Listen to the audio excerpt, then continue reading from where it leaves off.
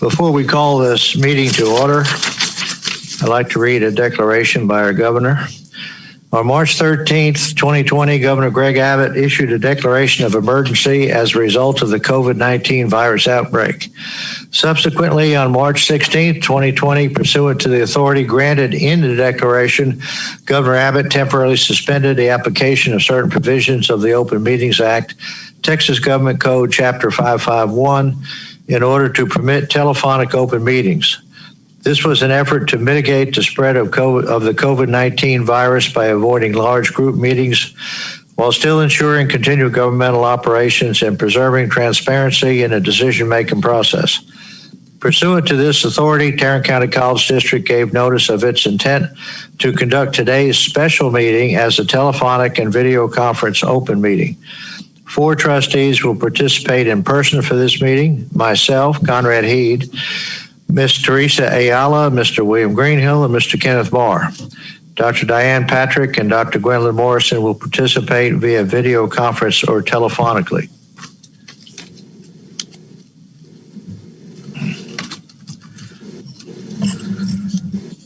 I'll now call to order the special meeting of the Board of Trustees on January 12th, 2021. Is there any public comment? No public comment? Then I'll turn the program over to Dr. Eugene Giovannini. Thank you, Mr. Heed, and good morning, everyone. And thank you for taking the time today. We greatly appreciate it. Just a little bit of an opening here related to this morning. And Mr. Heed last month expressed the gratitude for the board service. And as we begin this 2021 year, I want to underscore that gratitude for the trustees. And I've mentioned a number of times that particularly when this board is together, presents itself statewide and nationally, how you have all received mention, and I've received mention of how this group does work together, and really strong advocates and champions for the college, and the tremendous value that this college enjoys is unique. And I've mentioned that before, so we greatly appreciate that.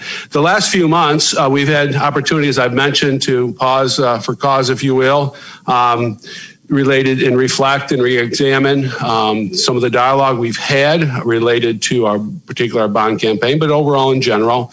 And that has been of value. And as part of that, what we have heard from the board collectively, and I went back and looked at the board meetings in the recent months, is to set aside specific time to talk and to ask questions and be heard. And so that is why we're here today. And we're setting that time aside today. There are no presentations. You'll see some things up on the screen just for reflection, just for reference point, but there's no intent for any presentation today or acting on any agenda item or dialogue conversation around any particular action item itself. No, there's no Q&A, if you will, but really an opportunity for the board to engage. On Friday, I had sent you a few general questions just to get this conversation started, just to prompt you as to the nature of today's discussion. And we have some general questions around that, and then certainly get into some specifics related to those general questions. But the real objective is for you folks to speak today. So we hear from you, you hear from each other, and have that dialogue. So with that, we'll kick off, if you will, some of the thoughts and prompts that I sent you last week. One of them was around the nature of the goals and objectives of the particular bond program. And through past meetings we've had and presentations, we've made an effort to convey a sense of what we're trying to accomplish with our capital improvement plans and how we went about doing this. We have shared the details of that iterative planning process from the visioning sessions and how things yielded themselves through the guidance of the goals and the principles, and have informed that work as we are here today. And what we have done to date really has been through that process And we have shared the 5 things that we keep at the forefront when making those capital improvement decisions. And I want to reference that. It's up on the screen, and you can see that. These are really the anchor, if you will, as we began some 3 or 4 years ago, after we have vetted through the goals and the principles and began the effort to look at those goals and principles and make them real related to staffing, technology, buildings, and such. And so these are the foundation anchors, framework, if you will, if you want to call any of those things that we have guided along the way. And these are not new concepts. We said we want to be student ready, and so we were dealing things of being student centric, and that we wanted obviously things to be done on time and on budget, and really to connect with the broader community, not just for today, but well into the future, and be the leader in doing so. We've been charged and we've been granted the opportunities to serve the public, and we need to be good stewards of that. And at the same time, thinking ahead related to the programs and services that we're wanting to provide. So I just want to leave that up there as a reference point as we begin talking a bit, so you can digest that. So as you look, at that, one of the ways in which to kick off here in reference to my opening is, are there questions that you still have about the goals and objectives of the bond program itself? And this is not intended to be scripted question, answer. It's really kind of more of a dialogue, and we'll probably move around and you'll probably touch some things ahead of time before I get there. So this is intended to be free flowing and a dialogue, but these are just a prompt for you for you folks to engage. So with that, I'll stop at this point.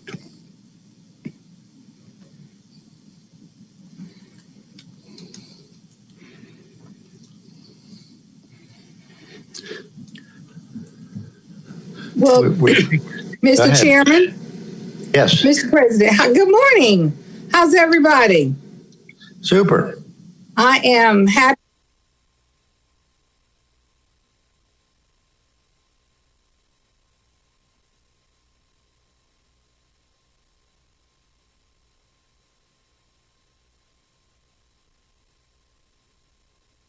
At various places throughout the county. Our South Campus is one of the locations. NRH2O across from Northeast Campus is one of the locations. And Hanley Field, right off of 820 and Craig, is the location. They're actually testing today. So I'm just recommending that everyone go and be tested, because that's being a good steward of your health and the health of the people that you might encounter, even though you're minimizing your encounters. I'd like to recommend that. So thank you for this opportunity. And may I just say that in regard to the conversations that we came to have today, my concern is that we, as always, do the very best that we can with what we have, and that we take advantage of the moment, seize the opportunity to make a big difference, to make a positive difference, and to make a lasting difference. And I may not always know the questions I need to ask, but what I would ask of each and every one of you, if there is something that you think can help me do a better job for what I was elected by the people of Tarrant County to do, then I would appreciate if you share that information. And when I do have a concern, it's genuine. And I would hope that you help me drill down to answer or to mitigate that concern. It may come out as a fleeting issue, but I'm certain that it's grounded in some real thought. So what I'm asking each of you to help me do is to be the very best board member that I can be, to make the very best decision that I can, not just for me, It's not about me. It's for me, about the people that I serve and that we serve together. And that we don't play one-upmanships, which we never have to my thinking, but that we together, collectively, and that we includes not only the 7 elected board members and the chancellor, it includes every person who has a touch point with TCC, all of the people who get that direct deposit every how many days a year, all of the people who we've asked to be a part of our advisory boards and committees, that if there is something in your spirit or in your mentality that you feel like we need to consider, let's bring it forward. So I'm ready to listen today, and I'm grateful for this opportunity. Thank you. Mr. Chairman, I'd like to ask, let's get off the bond program a little bit. I'd like to ask some questions or get a discussion going with the staff about online learning, how it is doing, how do we think how successful are we being? I'm seeing a lot of, I'm online with the Teachers Organization's website, and they have some very, very, very good webinars. They have very good advice, articles about teachers improving their skills in teaching in this hard time. I'd just like a general counselor or somebody else to just tell us, how is the online learning going? We have a lot of students.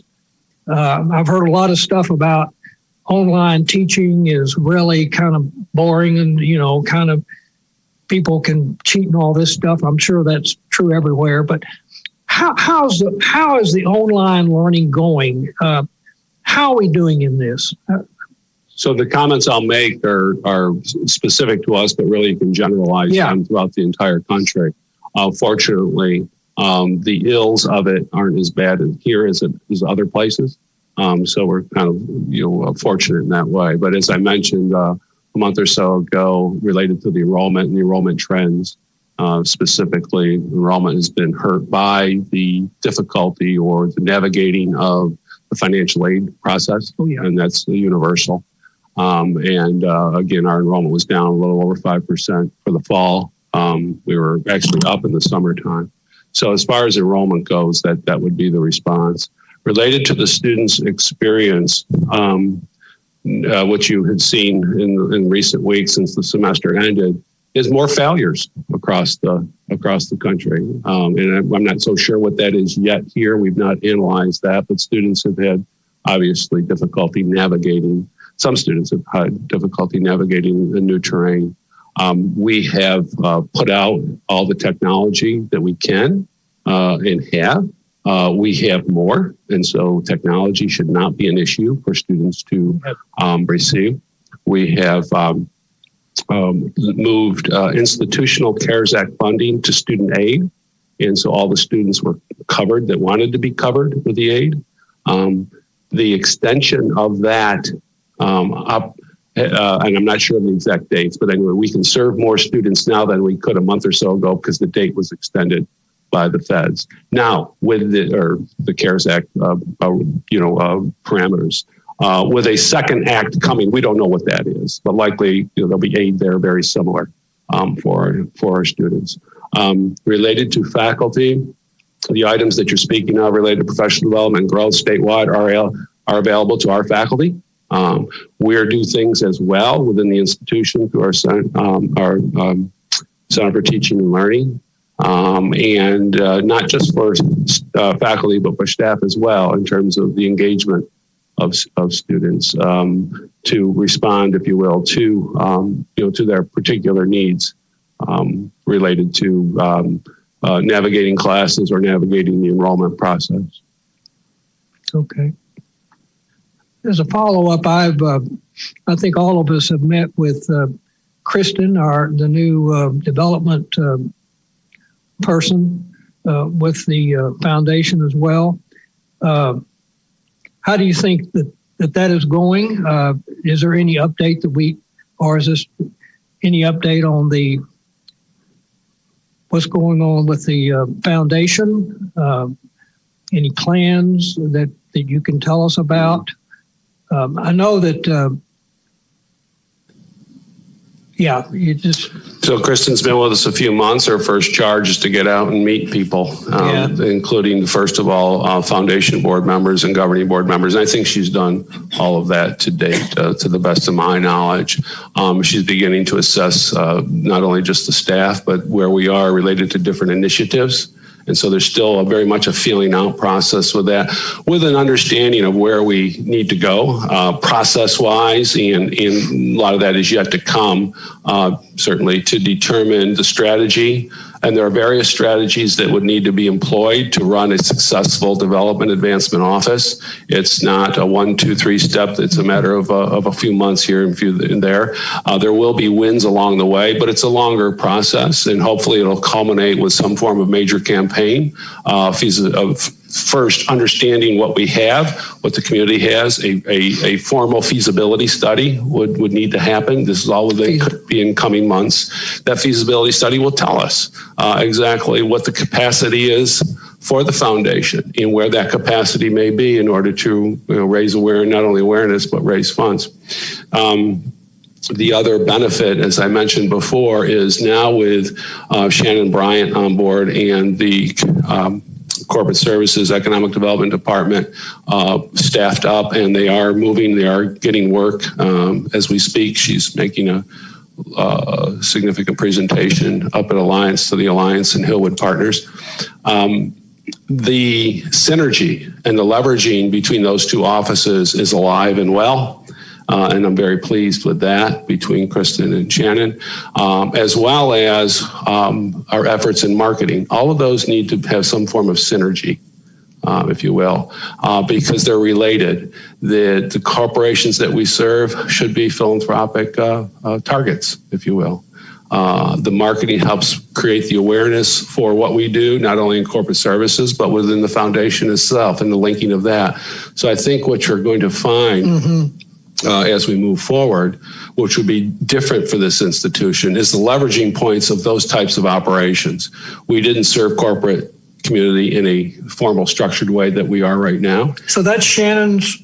Yes, that's Shannon. And then the foundation, although has done great work in the past, branching out to for a larger purpose, if you will, is really will need to be done in partnership with various aspects of the college, including, as I mentioned, marketing and the corporate services. So there's a lot of planning left to do in the advancement office. It doesn't happen overnight. You have to set no pun intended, you have to set a foundation for the foundation, frankly. And so you'll hear more about that as we move through. In that regard, in the past, we've had rather poor communication between the foundation board and this board.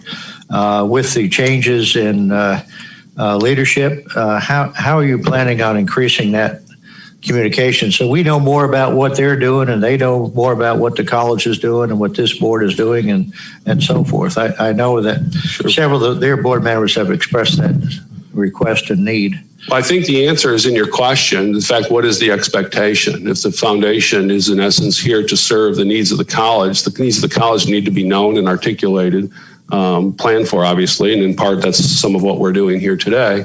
They're going to be serviced through a bond, but there's a lot that's not going to be serviced, through a bond. And so that's the beginning process. Got to have something to talk about. And so once we're there and that process is well underway, that will breed much more engagement with the board collectively, but the board individually. Two of you sit on the foundation board. And so the connection, the engagement, the relationship will be much more solidified just by asking the question of how does the foundation serve the needs of the college.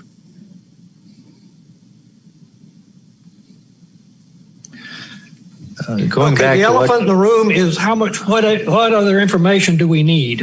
I guess that's the elephant in the room. Are there any questions about the objectives of the bond program? You want to talk about that? I'd like to, before we get to that specific, excuse me, I'd like to go back to what Dr. Morrison said regarding the COVID test. I just wanted to add that I've been told that teachers and educators are now included in that 1B program. So if you haven't registered yet, I would suggest that you go ahead and do that. I think you're as an educator, I think you're qualified. And I got my first shot today and got my card. So I'd urge you to continue and do that. Dr. Morrison also asked for ideas on how we could become more effective trustees. Of course, we're always open to those kinds of questions.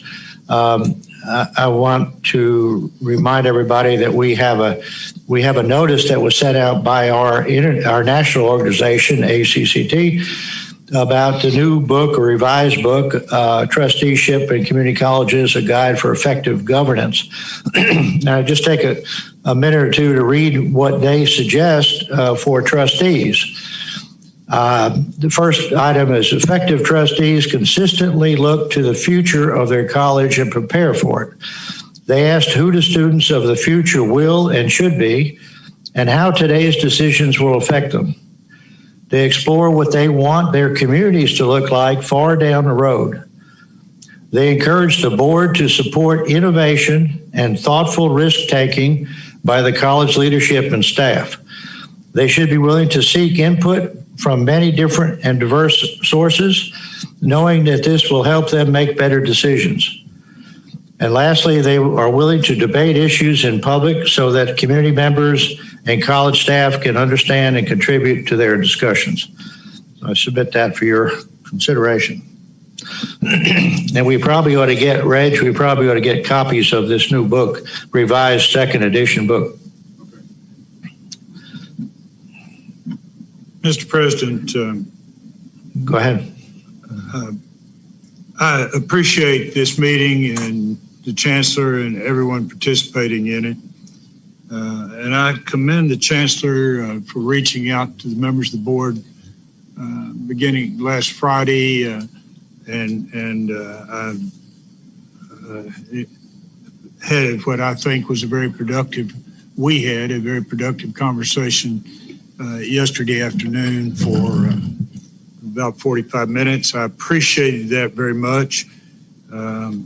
I think the key to solving some of the issues that have come up over the past few months, the solution really lies in more effective communication. I think the Chancellor and I agreed, I believe, I don't mean to speak for you, Dr. Giovannini, but I think we agreed yesterday that we would both work on stepping up the communications and seeing if we can't smooth out some of these working relationships. I understand that on Thursday in our workshop meeting, we're going to have responses to a number of the issues that have been raised in previous board meetings and try to fill the board in a little bit on some of the ideas that have been suggested. I look forward to that. I think that should be very, very beneficial. I had a question. This sheet with the 5 points on it that was handed out this morning doesn't have a title on it. How did you describe this as? I would say, we used the phrase principles earlier on, but it's too confusing with the planning of the principles. It's probably just more of a framework of a mindset. What mindset are we considering that we know would be components of that we know that would have to guide us throughout this whole process. The things that we definitely could not lose sight of, the things that we definitely wanted to see in our planning efforts. And so these are the 5 things that really to guide our conscience, if you will, in doing the work. The only in reading through it, and I like it, I think it's good. The only thing that I was a little concerned about is it seems a little deficient on the breadth of the input that might be sought for this process. I don't know where input, and I know a lot of effort over the last several years has gone into all the way up to including the 3 goals, 8 principles. I'm not sure there's enough emphasis here on input, community, and certainly board input. That would be the only observation I have about that. One of the things just sitting here and listening to Mr. Greenhill a while ago, I think one of the things this board needs to concentrate on is spending a little more time talking amongst ourselves about what's going on and really staying on top of things, and just hearing what Bill is saying, what he's concerned about, what Dr. Morrison said a while ago. I think that's very important to us in our working relationships and our responsibilities for guiding this organization. So I don't know if that means more workshops or more retreats or exactly how it manifests itself, but I think there's a real opportunity for us to be more effective and more comfortable with what's going on if we step up our efforts just to have some general discussion about all of these things. So I would ask Mr. Chairman that the board spend some time whenever is appropriate just talking about how we want to operate as far as expanding the dialogue amongst the board members. Thank you.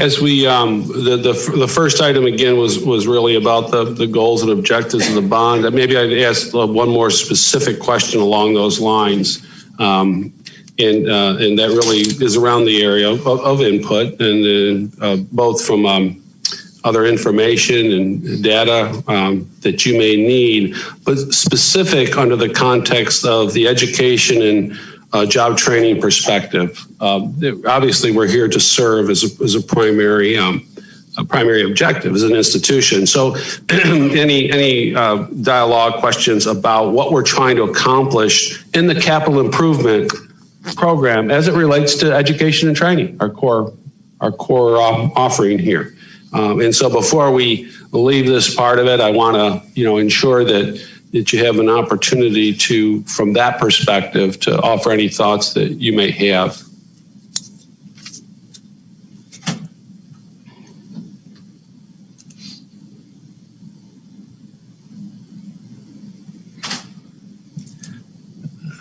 Perhaps one of the frustrating things that I think we've experienced is, and we're not getting into technology or any of that today, but when we have issues and concerns and information that we'd like to pass on to staff, it would be very helpful if we could know exactly how to do that without violating any particular Open Meetings Act or any other restriction that's placed on communication between the board and the staff, how best to do that. And maybe that's a Carol question, because I think that would be helpful.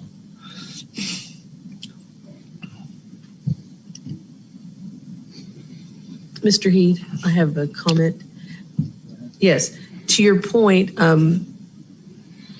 I often wonder how we compile, or how the information that's compiled of all the questions that we pose as a board. I know we all have different questions, different issues, concerns about things. And I just wondered if there is how that information is compiled and how that is used once the information is compiled, and how that is used to improve processes, whether it's communication or to address concerns that we see that are consistent across the board. So whether or not they're categorized, I just don't know how that information is being compiled. I think that would be helpful for us going forward, and also the communication between us and the chancellor to kind of have that information compiled. And I'll give you an example. If I tend to ask questions about IT, or if I ask questions about facilities, or if I ask questions about policies, how is that, compiled, and how are we using that as training information so that we can make sure that we're improving going forward and tracking that and getting that information fed back and forth and things like that. I don't know how that's being done. So that's my question. Do you understand that? The question I'm asking, Chancellor? I think so. I think Reg would probably be, if he understands it. Okay. Where did he go? So, and may I add even more to the point? You ask how it's being compiled, and I think I've asked this before, but perhaps sometimes I can be a little subtle in my suggestions. So let me just make it very clear. Are the questions that board members ask in board meeting recorded, cataloged, and addressed in the future considerations of staff? And so I would hope that answer is yes, and that there are designated persons who not only record the question, maybe one or two, but who go back and look at the tapes and review what the question was and maybe what the real intent of the question was. And I know you're very busy, and I would say you probably don't think you have time to go back and listen to a board meeting that you sat through. However, as I have had people call me after looking at board meeting or looking at a tape of board meeting to ask me, to tell me what they thought they saw and ask me if that was what I meant. And so I think it's important that the questions, comments that come out from board members at board meeting are addressed in a systematic way. And I believe that if that is done, and I'm not saying it hasn't been done, but because I have received follow-up calls myself about issues that I've raised, but I believe that if that was done systematically, and that if board members felt comfortable that was being done, I think that would be a positive step forward in our communication. And may I say that I have appreciated those calls from staff who said, you mentioned this, is that what you were concerned about, or is there something else, or can I help clarify your concern? And that does help me to be a better board member. And that was what I was speaking on. And that's been very helpful to me. I appreciate it. Thank you for letting me add that comment. As an add-on to that, I could tell you that a mentor of mine has urged me to commit some of these questions and concerns in writing to the chancellor and the staff, and maybe that's the preferred method.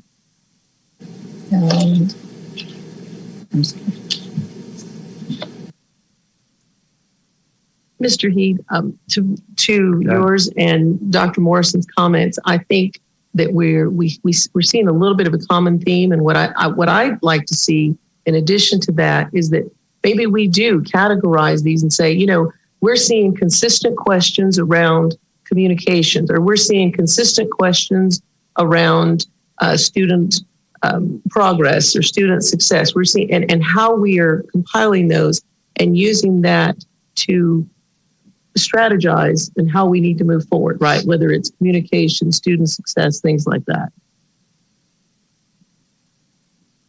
That may be done today, but I'm just figuring out a way how we could improve going forward and take the time to, if we see some consistencies, we see some themes that maybe we look at, maybe there's something we need to look from a policy perspective. Maybe there's something we need to look from a communication perspective. So I'm just looking, even taking it up a little higher and just saying, let's look at all of those questions, kind of categorize them, and maybe it's being done. And what are we doing with that information?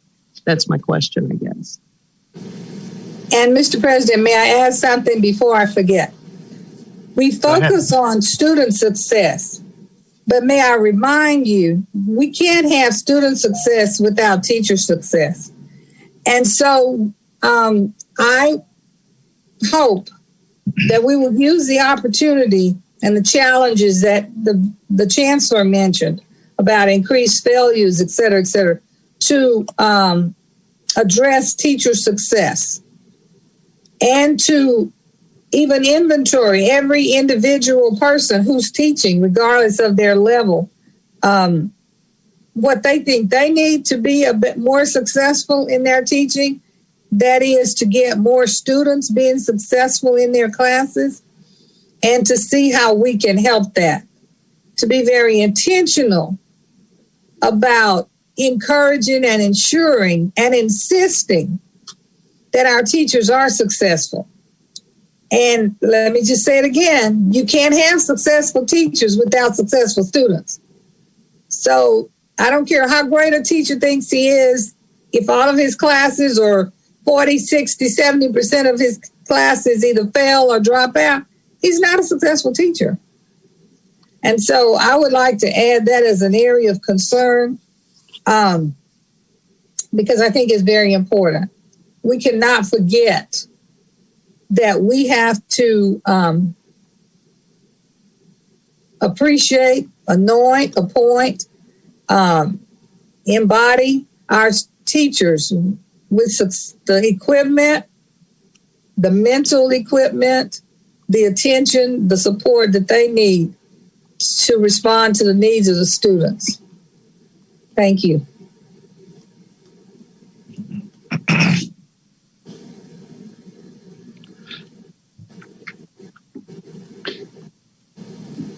Getting back just to Mr. Greenhill's questions regarding the foundation. Two questions. One, and this is probably a little bit far out, but we went to one convention or conference, and Bill Gates from Microsoft spoke, and he was talking about how he saw that in the future is that some of the greatest teachers in the whole United States, maybe the whole world, would videotape lessons for different courses, and then those would be made available to various colleges, to anybody, I guess.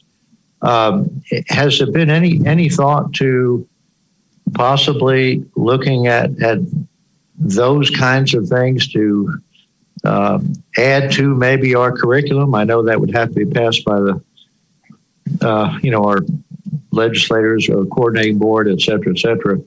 But is that of any interest or any thought been given to that for the future? I couldn't answer definitively what is currently occurring related to the Center for Teaching and Learning Activities. I know there's videotaping that goes on. I don't know under what auspices necessarily that it is utilized. I mean, there's perhaps a variety of utility to what you're speaking of for students and other faculty members. Certainly that we can take under advisement around the concept of teach the teacher or best practices around the pedagogical process. Yeah, it becomes more,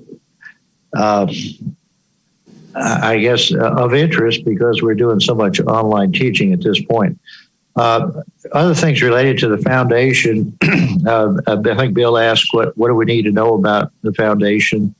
One of the things that I've asked about, I haven't heard, and I know that this is the early part of the new administration, but and this relates to communication. We talk about how many scholarships are actually being given out by the foundation.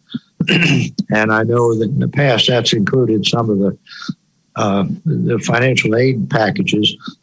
But bottom line is, how well is the foundation doing in their work?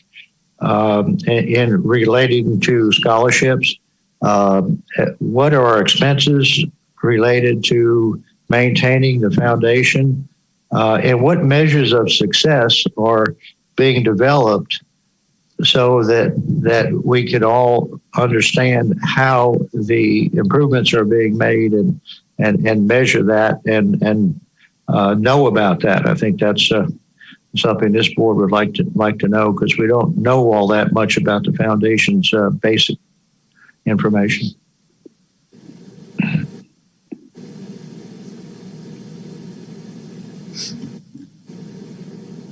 I believe there's been some discussion about a joint meeting with that board. Is that correct?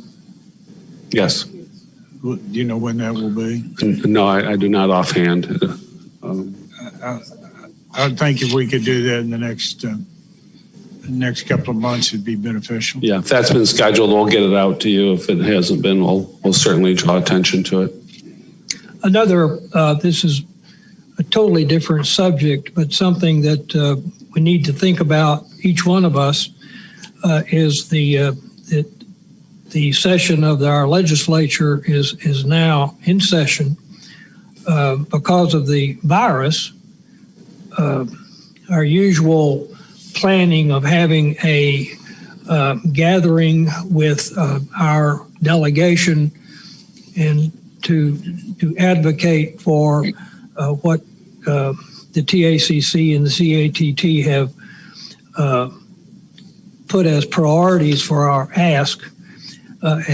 We've not been able to do that, but I think that all of us, maybe Reg and I or somebody, we can send to you what our ask is, or what our advocacy what we want to ask the legislature for and why.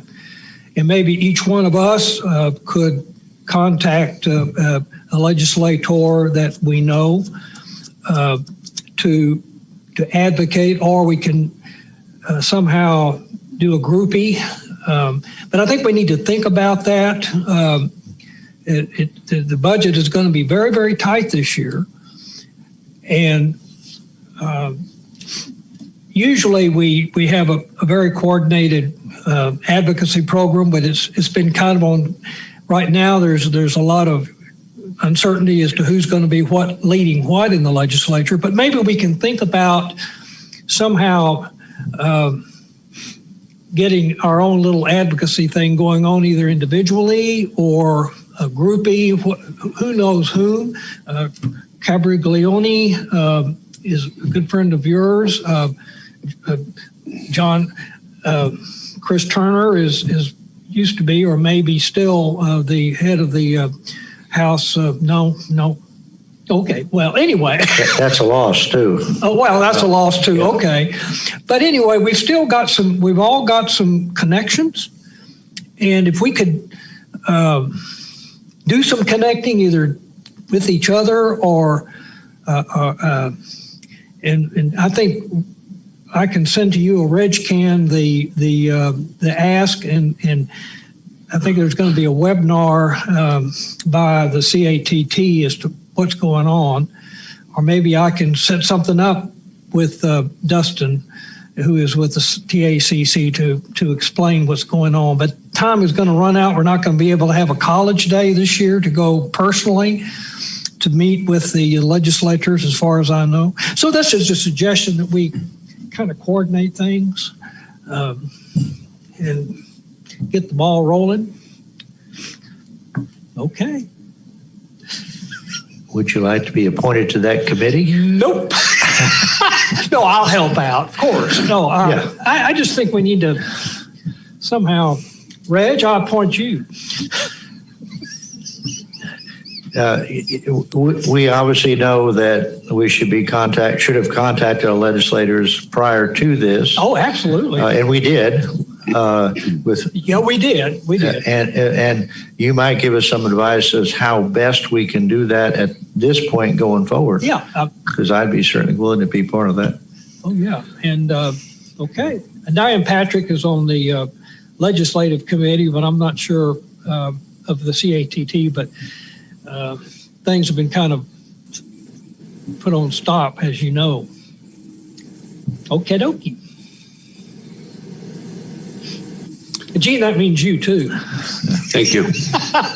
Is there, with the change of Chris Turner and et cetera, Chancellor, have you heard, or Bill, have you heard, we were exempted from that 5% cut request.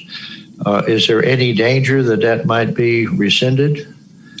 Not that I know of. That's part of there's an offensive plan and there's a defensive plan. And that's part of the defensive plan. And the defensive plan is when something like that comes up, a red flag goes up, and we all get into motion. But I haven't heard that that's going to be an issue. I think the big issue is, as everybody knows, is going to be redistricting, and that's going to take a lot of time, I'm sure. Do we know who the chair of the House? I guess they haven't. They don't usually make appointments until toward the end of the month, first part of next month. Next month, okay, Diane. I said first parts of next month. Okay, so we got to keep our ears open and see what's going on. But no, it's on the list of defensive items, and I haven't heard anything about the cut. So fortunately, in Austin, we're not considered as the university sector, nor are we considered as a state agency. So as the definition goes, we've been exempt to date. Should the definition expand, perhaps, or they dig somewhere else, perhaps. Again, a lot of the committee assignments yet to be made. We know there's going to be some shuffling. The new speaker does not have a community college within his area that he represents. So there's going to need to be some educating as well at that level. So, Mr. Chancellor, you can reach out to him and tell him that we will adopt all of the citizens in his area so that they can take advantage of the best online college in the nation through Tarrant County College Connect. So we can be his community college of choice. Not to digress, but we do have an effort, not just for that area, but for the entire state related to online reach out that we can speak to at another time when we're prepared to. Well, that's great to know. Thank you for that. I appreciate that.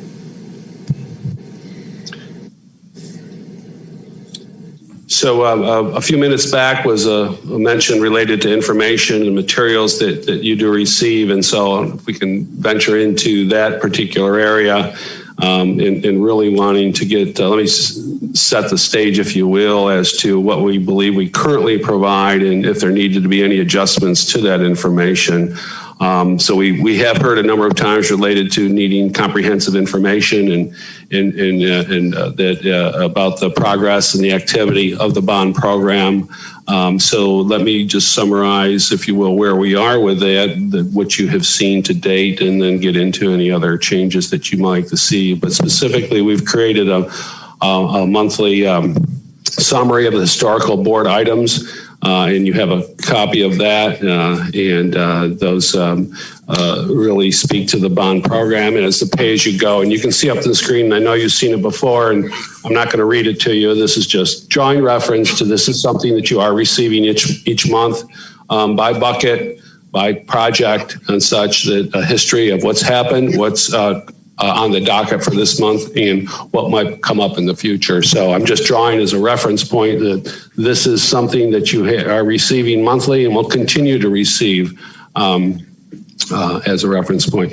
You also receive memos, updates, and presentations. I think the conversation a little while ago about the memorializing, I think Ms. Ayala, you mentioned activity and decisions. The incorporation of the memorializing into memos can certainly be done, whether it's in that format or another format, but I'm just thinking out loud here as I heard you speak of what we're currently doing and how we might be able to, expand upon that. And the memo would make sense because it's a nice chronological order of the activity and the event, and it's all in the summary in one way.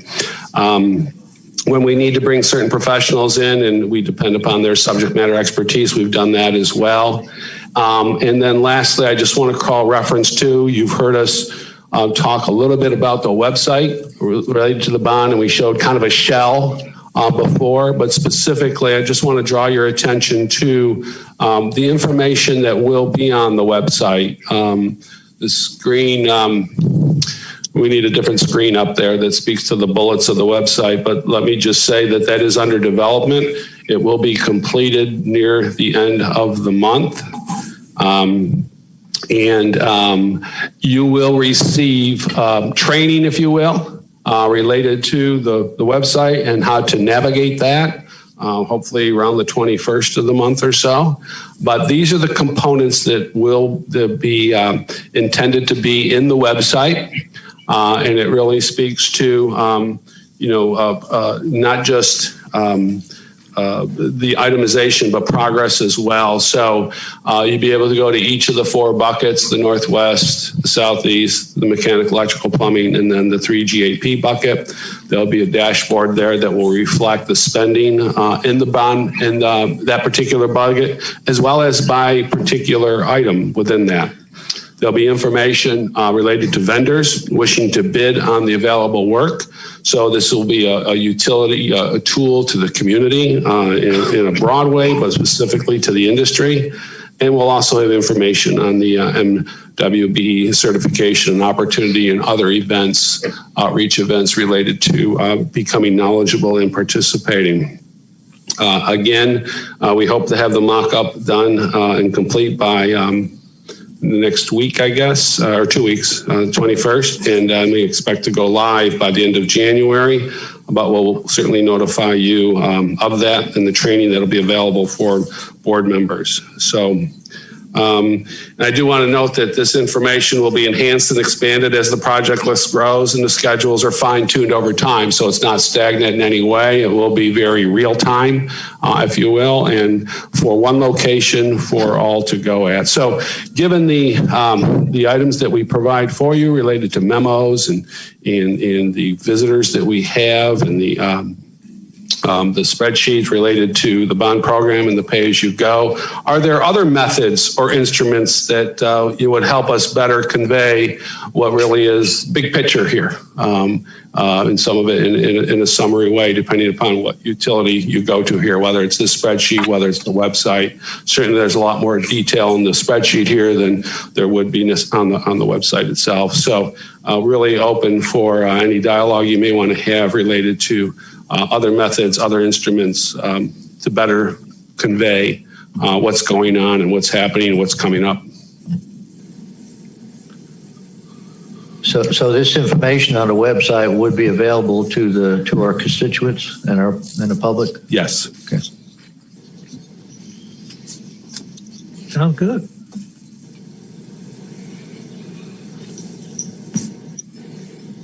And with that in mind, are there better ways we can communicate with the public? That's going to be one way. This is we're in the hall here for another good 6 years probably, and so what other mechanisms you wish to want us to explore related to communicating to the public? Certainly, I will be doing a great deal of touring city councils and chambers and economic development agencies to keep them abreast of our activity.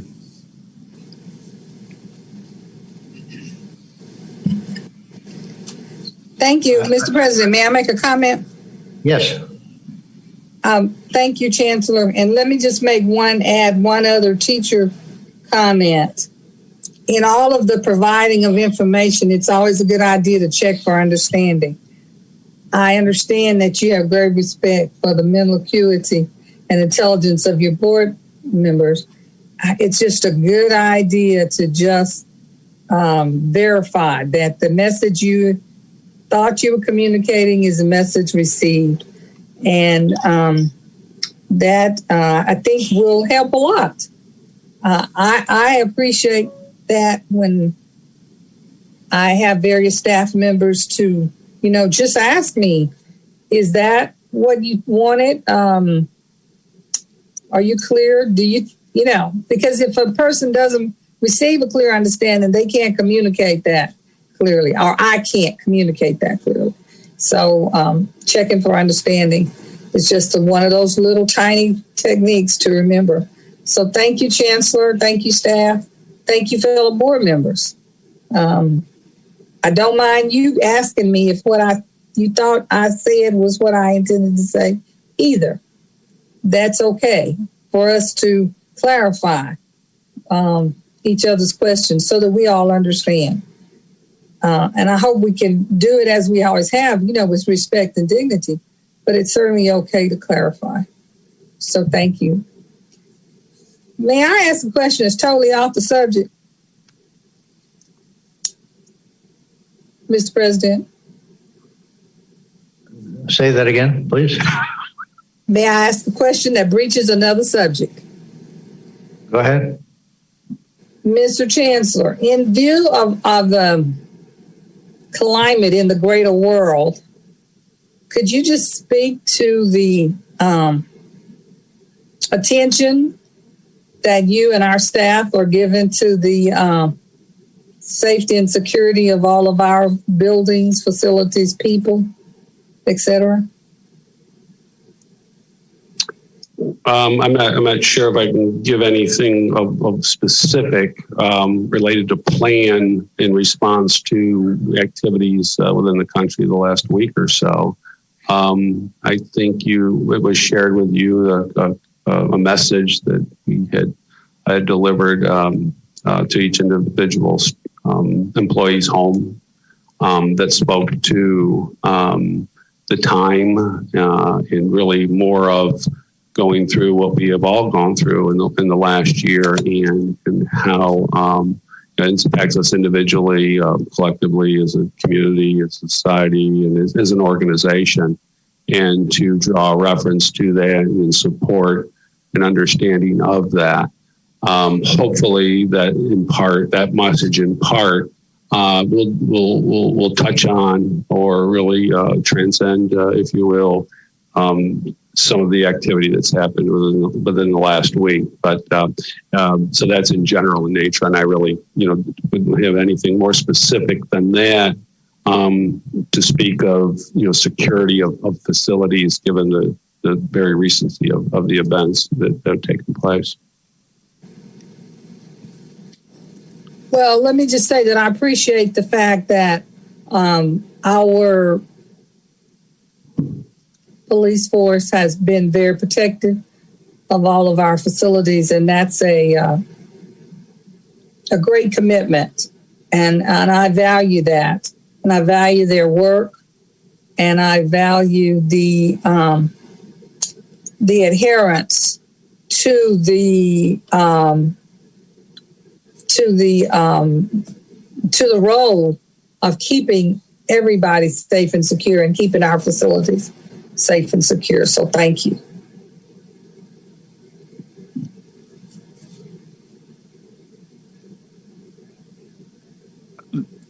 Chancellor, could I, these spreadsheets about board capital and technology oversight, history and projections, I've been sitting here looking at them, and I appreciate it.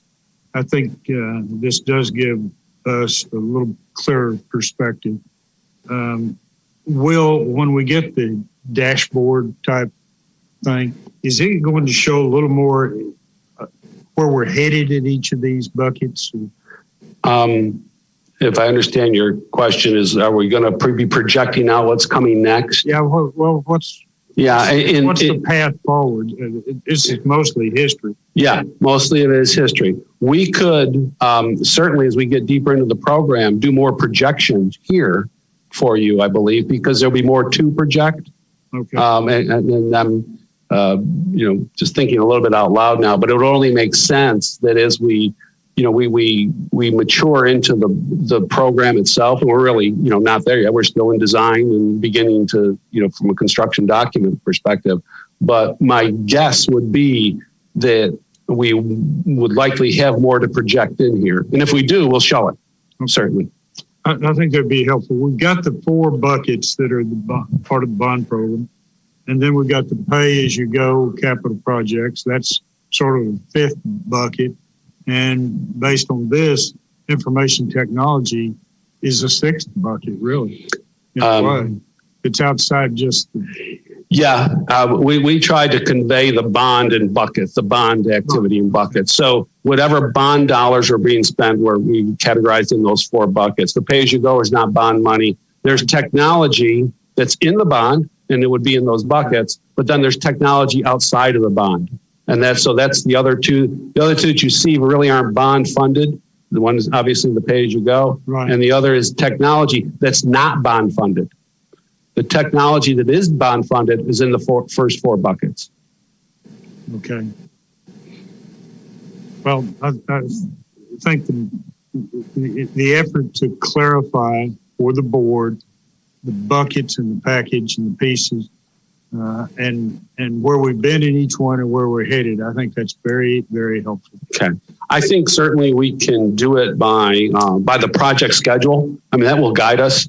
So I'm thinking out loud here, knowing that how we'll do our work, not necessarily by contract, because that'll be not as predictable perhaps, but we can do it by project schedule for sure. So we'll be able to show that. And it's really projecting the future.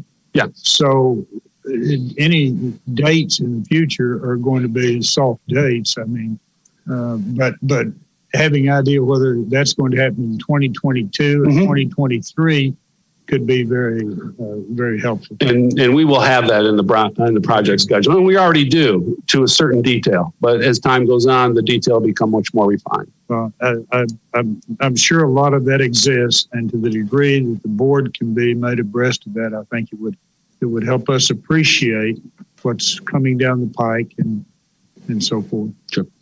Absolutely. Mr. Heath, I have a follow-up question. Go ahead. Mr. Barr. Were you finished, Mr. Barr? Yeah. So based on his question, Mr. Barr's questions about the history and projection, Chancellor, so would the expectation be that we would take a look at these, and if we had any specific questions, we would discuss those in a board meeting, or would this be, how would you anticipate that? It could certainly be within a board meeting. Okay. This will be a living document. Right. You see it every month. So whenever the question arises to you to ask, it can be in the board meeting. It can be after you have an opportunity to review it and go from there. So this is quite the script, if you will, if you will, going forward. That really hopefully will equip you with really the best knowledge, particularly as we go project by project, of understanding what project's happening and when they're happening. So, and I'm thinking long term again. So once we finish a project, will there be some time to staff evaluate, questions that came up? Do they look at this? How do they use this information going forward for best practices? Yeah, I'm kind of off the top of my head here, but as I would imagine, thinking through of going through this in the past, that'd be an ongoing activity among the owner's rep, us, the design, and the contractors. Okay. That would be a fluid discussion, particularly as we look out where, for example, some of this work, let's say work environments, what's available today is X. What might be available when we get to a certain campus 3 or 4 years from now might be Y. And so that will come into play. So there'll be a constant dialogue to ensure, and certainly as it relates to technology as well, to ensure that we are staying current, abreast, if you will, and the latest and greatest or is being incorporated into. That can only happen if that ongoing discussion is happening. But that's the role really of the owner's rep on our behalf, and to instill that upon the an objective within the designers as well as the contractors to ensure. Well, one of the things I'm thinking about is some of the recommendations that have been made, where particularly around the questions we've had around technology, for example, they said, we probably should do a proof of concept. So if, for example, that's identified, what I'm thinking of is, will that be documented, and that somehow would be reviewed, and that way going forward, it would be a best practice that whenever this comes up again, the next board or whoever it is would be abreast of those, those decisions that need to be made and when they need to be made. Yes, and I think you'll hear some of that Thursday. Okay. Yes. Okay. Great. Thank you. Okay. Chancellor, I'm actually thinking about something as we were talking about Mr. Barr was alluding to forecasting.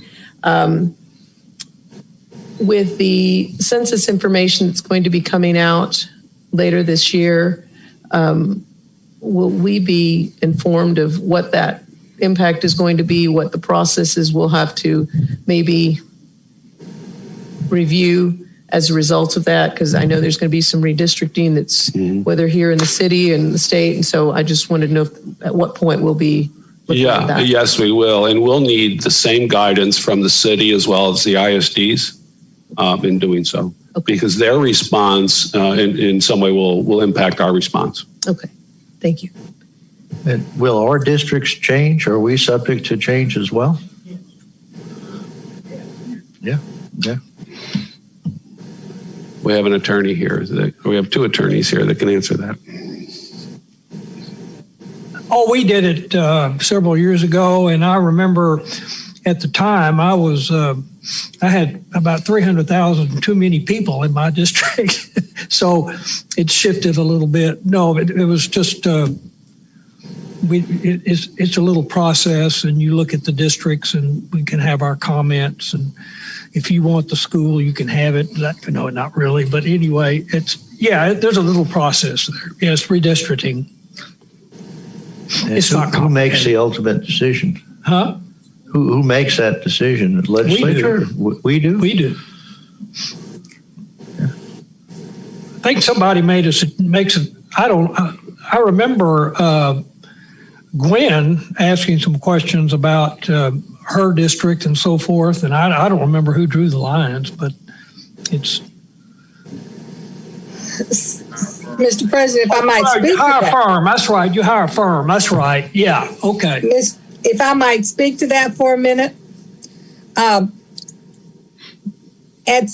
times in this, the history of the college, we have appointed a citizens committee with each board member being able to appoint someone who then met with consultants, an attorney or other persons who specialize. I believe in the past we've utilized attorney Tom Carr and attorney Jesse Gaines, and who brought recommendations to the board. Now I'm going to take you back. At one time, we had Section 5 in the federal statutes that required us to submit our plan to the Justice Department. And the Justice Department had review. And part of that review was that they made inquiries into the community about the supposed fairness of our plan. That no longer is in place. And so it puts the burden, in my opinion, on the board to make certain that we do the very best we can to ensure that the plan that we develop adequately represents all of our citizenry. And so this is an opportunity for the board to decide how we want to move forward. Do we want to, at that appropriate time, engage someone to make a recommendation to us? Or would we like to engage a citizen committee? Since the legislature will be taking that up first, and we have some time to do that, But those are things that I think we should consider.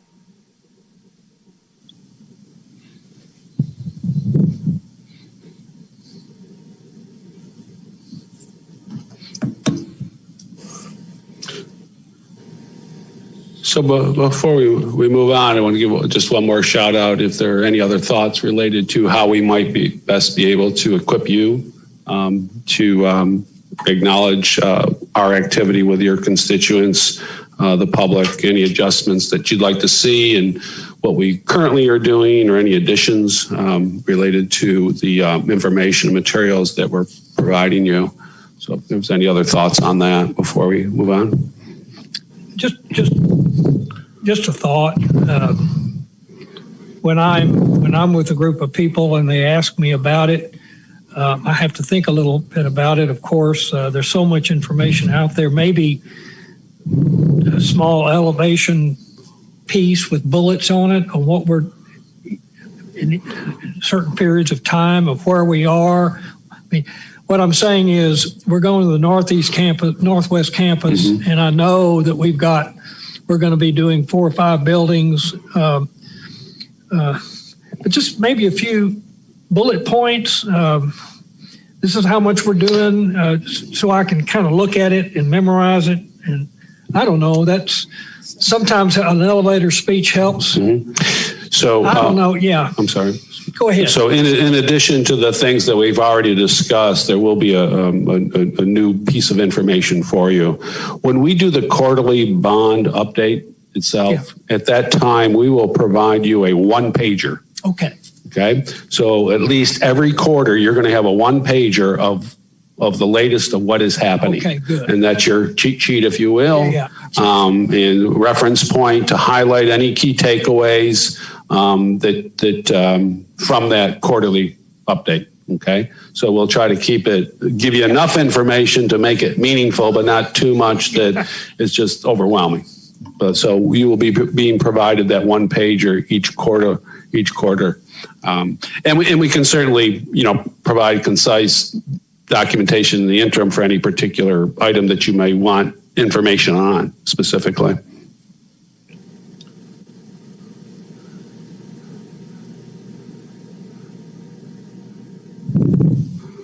So would there be anything else that might help equip you?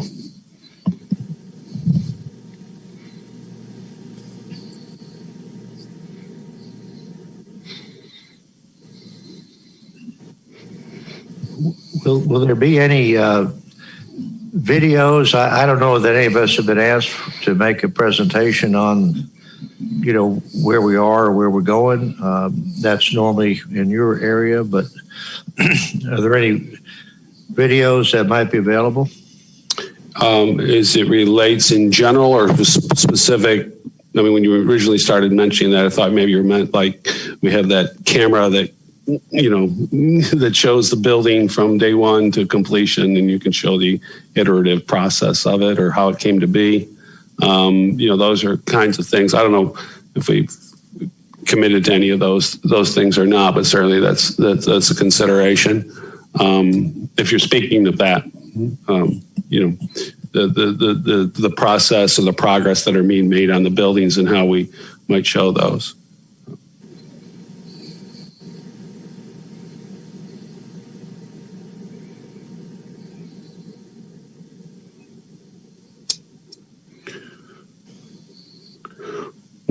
Okay.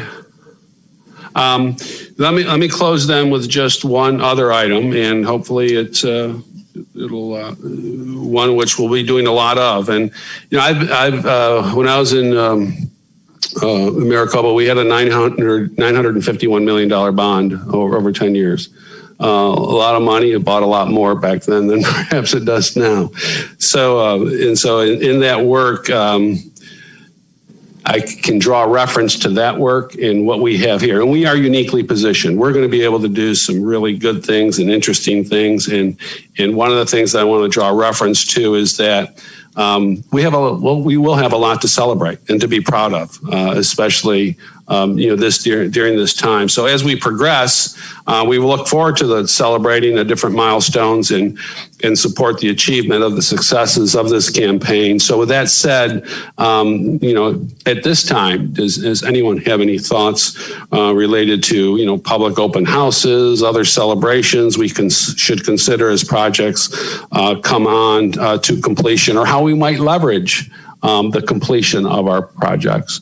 And again, this is, maybe some initial thoughts today. Obviously, as time goes on, we will get more timely in terms of when that celebration may be, but want to, engage that on a real happy note, if you will, that, there's a lot of good that's going to come of that, and we should take advantage of it. We should leverage it. So as much as we certainly want to be good stewards and communicate to the community that, we are using your taxpayer dollars in a wise way. When we're done, we should tell them about it.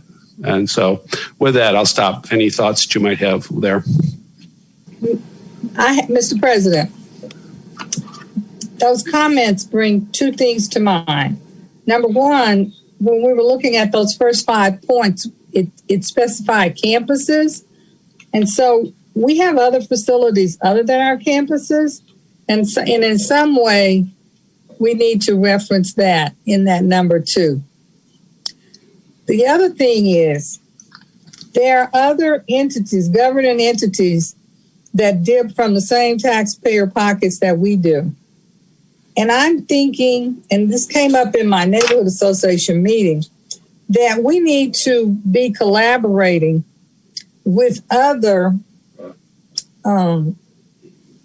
entities so that the community is getting the best from all of its dollars. For instance, there are schools in communities. There are some communities have community centers, and some are even lucky to have a college campus or college center. I would like to see in this beginning now a better collaboration between the policymaking bodies and the administrative structures of the public entities that spend public dollars to work toward giving the maximum benefit to the public.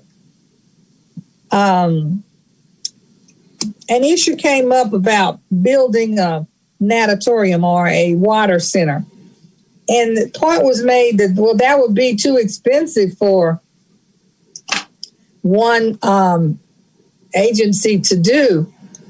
And so therefore, we don't have one in Fort Worth, or maybe not even in Tarrant County, that's really accessible to the public. And those kind of deficits are an example of what needs to be addressed for the benefit of the people.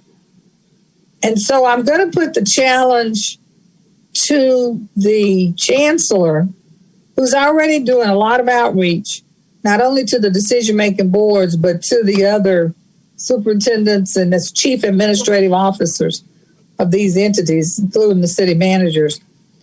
But that's the kind of conversation that I think we need to embark on to really make our community a number one, to really serve all of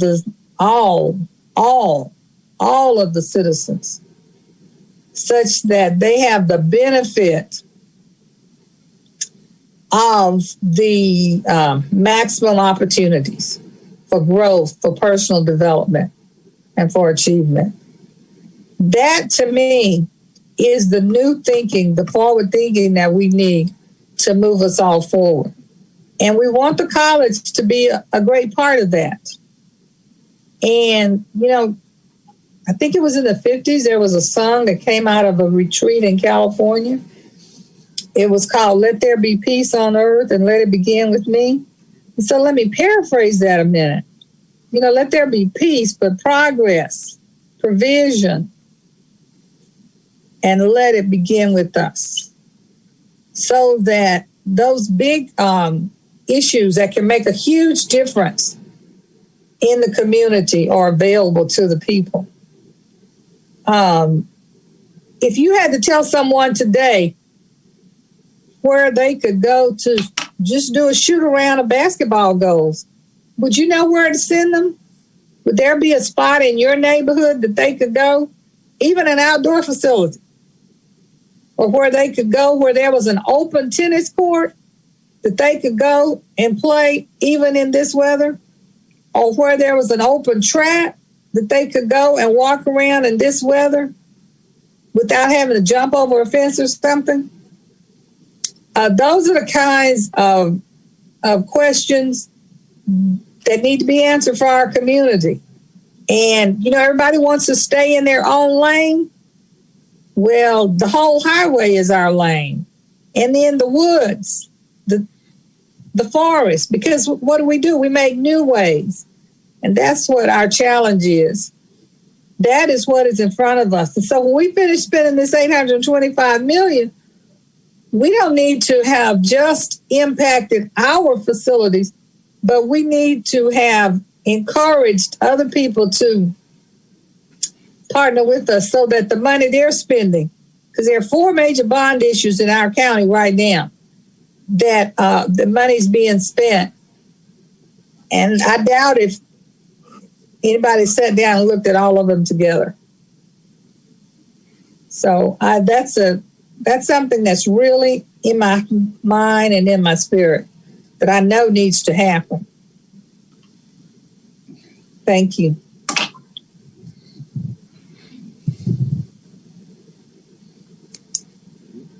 Mm-hmm. Well, let's see. Anyone has anything? Closed session. If you're ready. Okay, at this point,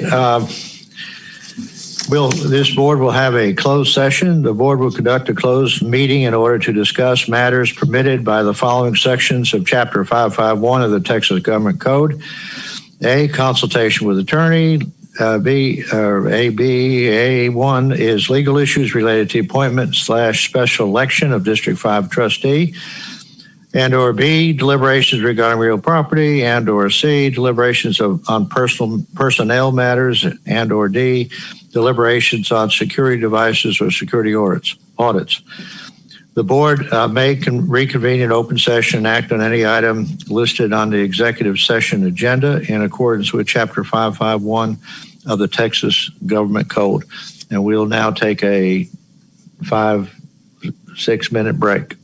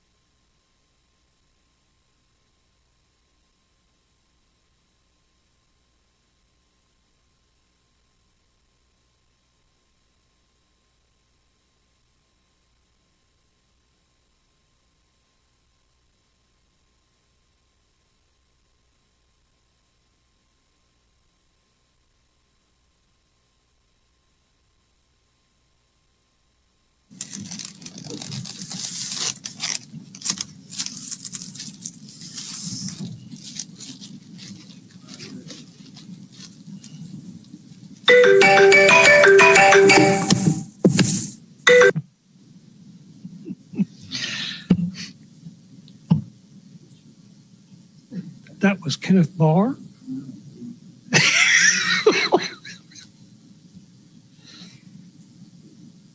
That's not my ring. Mine's a beep, beep, beep, beep. Are we going to need to take a vote on this process? Or are we just going to describe it? Describe.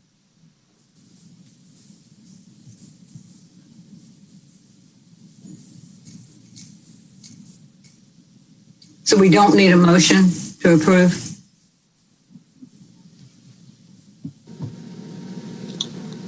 I would assume that we would need a motion. I don't think it's just, oh, okay. Now, what does the attorney say?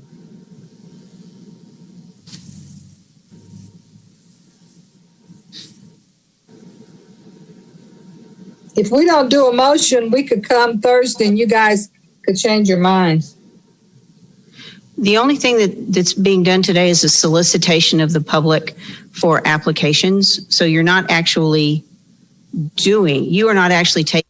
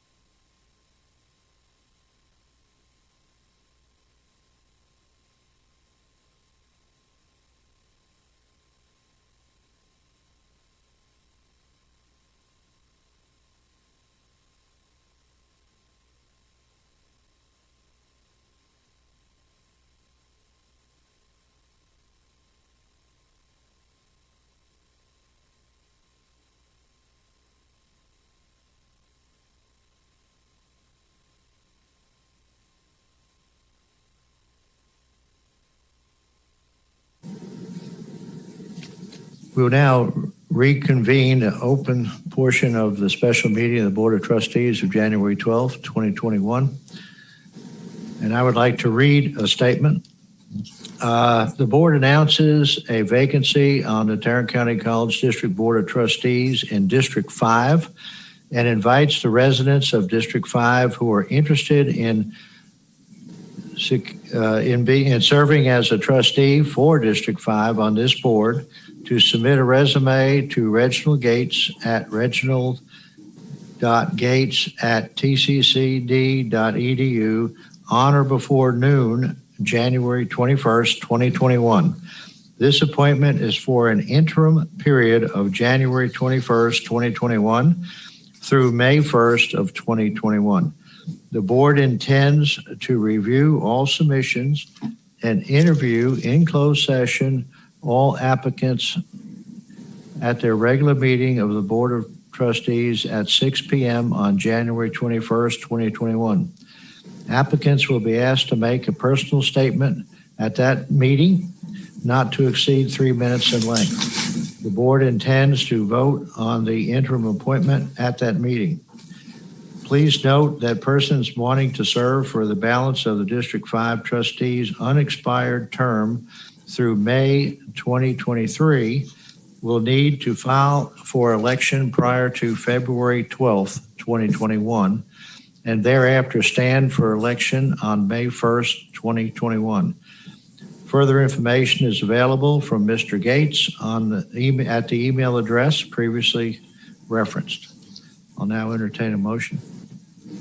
Mr. Chair. Yes. I move to accept the process as outlined by the chair. Second. We have a motion by Dr. Patrick, a second by Mr. Greenhill. All in favor, aye? Aye. Aye. Any opposed? Motion carries.